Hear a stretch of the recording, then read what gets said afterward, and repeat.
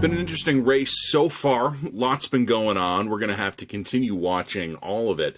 The one thing, though, that we can already say is that the Conservatives are overperforming. And I know that there are probably some Liberals out there who think we're getting ahead of where we stand right now. And there's probably some Conservatives who've let this all go to their heads. Not my intention to do that. If I had to put money down today, I would still bet on a Liberal minority. So I'm still thinking that the Liberals are going to win this thing.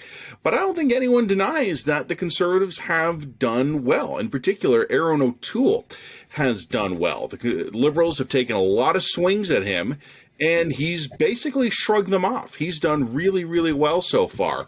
And that's to his credit, I think. Conservatives have been telling us for a while that he would do really well, that he would impress on the campaign trail, and thus far he seems to be doing exactly that. Something's going to come, though. You can count on this.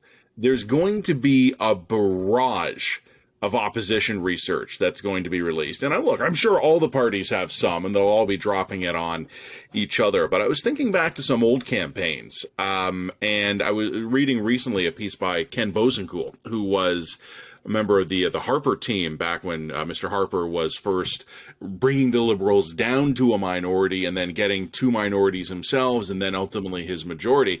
And something that Ken had written about was how it was an unbelievable shock to them when the Liberals rolled out the opposition research they'd done on Conservative candidates.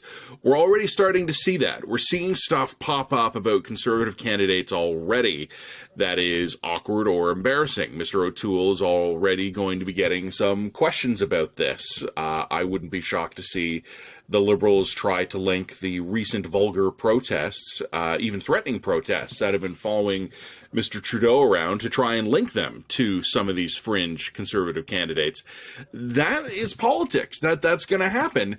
The only concern that I have here, if I'm a Conservative, is that I don't know if Mr. O'Toole is ready for that. He has done a really good job so far, but he has done a really good job so far while the Liberal campaign has been struggling, when they were blindsided by Afghanistan, while they've been trying to get kind of their own sense of message figured out.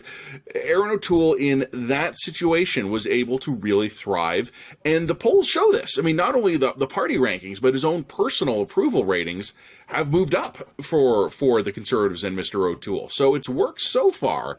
Let's see how he does under the sustained attack that we know the Liberals are going to bring. I'm not blaming them for doing that. This is politics, but this will be when we find out what Erin O'Toole is really made of. And that's probably going to start in the next couple of days.